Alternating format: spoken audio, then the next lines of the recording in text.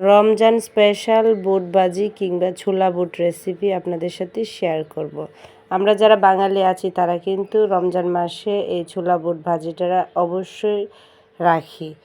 সেই ছোলা বুট ভাজি রেসিপিটা পারফেক্টভাবে কিভাবে তৈরি করা যায়, কম মশলা, অল্প তেল মশলা আর ঘরে থাকা যে উপকরণ আছে তা দিয়ে তৈরি করে ফেলতে পারি। আসসালামু আলাইকুম, রাফিজাস কিচেনে স্বাগতম। এর প্রথমে আমি ছোলা বুট 4 ঘন্টার মতো পানিতে ভিজিয়ে রেখেছিলাম। তারপর প্রেসার কুকারে দিয়ে 2টা সিটি দিয়ে সিদ্ধ করে নিয়েছি।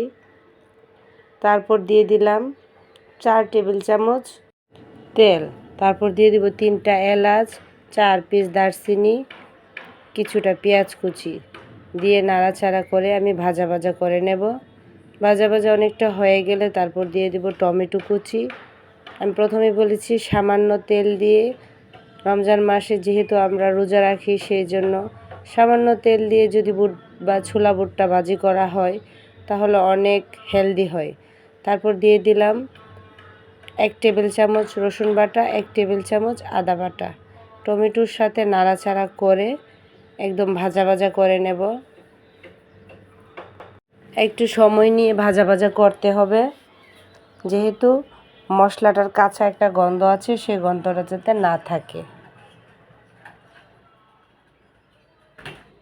তো এভাবে আমি নাড়াচাড়ার মধ্যে রেখেছি টমেটোটাকে।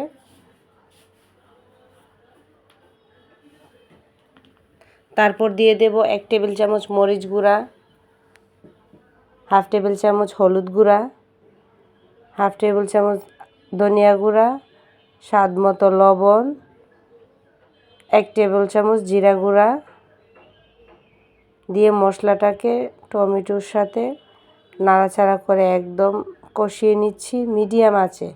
তারপর সামান্য পানি দিয়ে আবার মশলাটাকে কষিয়ে নেব।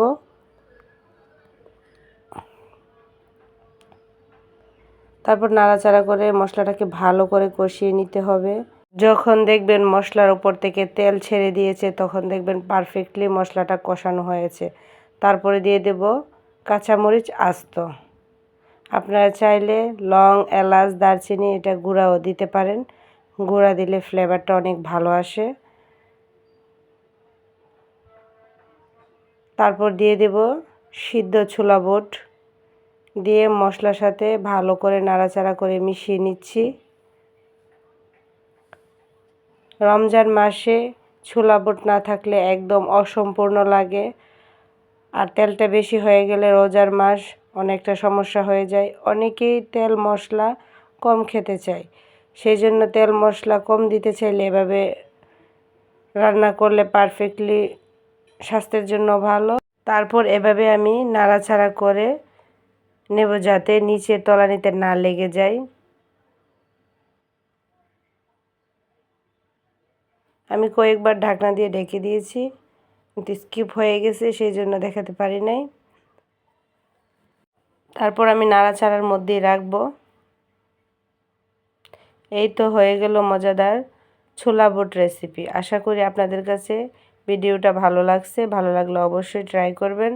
আল্লাহ হাফেজ।